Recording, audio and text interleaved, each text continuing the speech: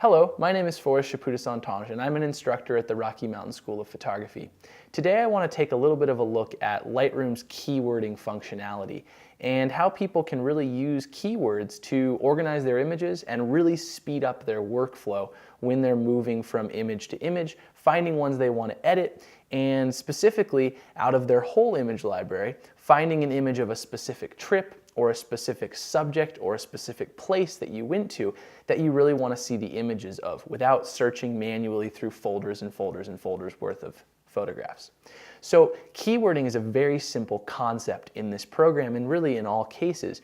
What you want to do is you want to describe the photograph with as few words as possible. All right, that's why they're called keywords. Now, I want to make something very clear. The way we're going to keyword for our own image library is very differently than the way you would want to keyword, say, to put something on your website, or the way you would want to keyword for something for a stock agency if you were submitting images to a stock agency. Those are very different types of keywording that you're going to want to use. In the case for our own image library, I think keeping keywords down to a minimum is very important.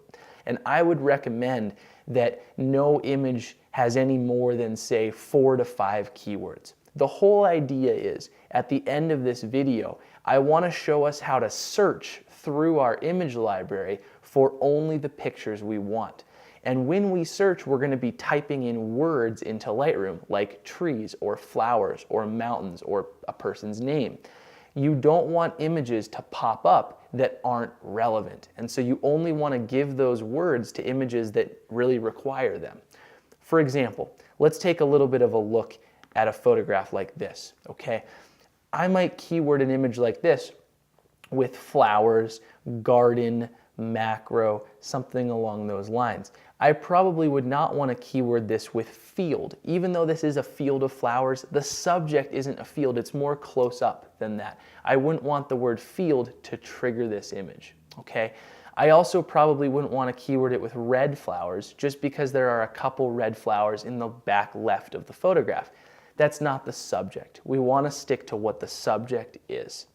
All right, another example. If we take a look at this photo here, I would definitely want to keyword it with mountains and sunset and landscape, something along those lines. I probably would not want to put trees or field in here because, again, those aren't the most important thing in the photograph. All right, a couple more examples I want to run through. Something along this line right here. Garden, flowers, trees, sunlight, summer, all of those would be very applicable keywords. However, there's a person standing in the background here. I would not want to put people here because if I searched my Lightroom library for people, I would not want this photo to pop up. Another example, there's a trail in the background. I wouldn't want to put trail. I have a lot of photos of people hiking on trails, and I want those to come up, not this photo with a little trail in the back right of the image. All right, so that's a little bit of an introduction to what we want to keyword images with. Now I want to go into talking about how to keyword, which is really the easiest part of this whole thing. I'm going to go back to my grid view in Lightroom, and I want to make something very clear. All keywording and organizing of your images happens in the library module in Lightroom. So we got to make sure we're in the library module. The easiest way is hit the letter G on the keyboard to get to the grid view. All right.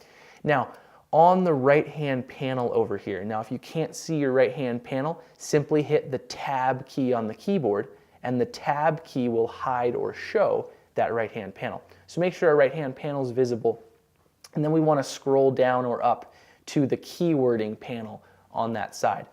And right at the very top of the keywording panel, there's a big open gray box. And if I click in there, it lets me type, okay? Now, the first thing I want to do is keyword this first image here. So I'm going to keyword it garden, comma, space. Now, keywords are separated with a comma and a space. That delineates one keyword from another. Garden, comma, space, flowers, comma, space, summer, comma, space, trees. That's probably where I would do that. Now, a couple quick points to make. The first is, to Lightroom, an uppercase first letter versus a lowercase first letter keyword is a different keyword, Okay, that's a big thing to know. So decide from now on, are you always going to capitalize the first letter, or are you never going to capitalize the first letter? You'll notice I always do that. It's just habit. The second thing is plural versus singular is different. So you got to kind of think about there. Do you want to always pluralize, always singularize? You can see I'm really bad at that. I kind of use a mixture, but I do know that I always would search for flowers or trees. Now, something very clear. When you search, it doesn't matter uppercase or lowercase. The search functionality is smart enough to see that, you know, trees with a capital T and trees with a lowercase t are the same thing. So the searching's not bad. It's just in your list of keywords, you'll have twice as long of a list if you do plurals and singulars or uppercases and lowercases. It gets confusing. So I suggest we stay consistent. Once we've typed our keywords, we hit the Enter key on the keyboard, and that seals them in and writes them down to that photograph. All right, let's do a couple more here. There's a few images here that would require the same keywords. For example, these 5 soccer photos. I'm actually going to click on the first one, depress my Shift key on the keyboard, and while holding down Shift, click on the last one, and that will select them all in between. I'm going to click back in that keywording box, just like I did before, and I'm going to type soccer, comma, space, people, comma, space, sports. Some pretty standard keywords, all right? Now, when I hit the Enter key, it just wrote those keywords down to all 5 of those pictures. So you can see, if you import a memory card of 500 images and all 500 images are of roughly the same thing, this process goes extremely quick. Click on the first image, Shift click on the last one, and keyword them all very quickly and easily. All right, continuing through, just want to do a couple more here.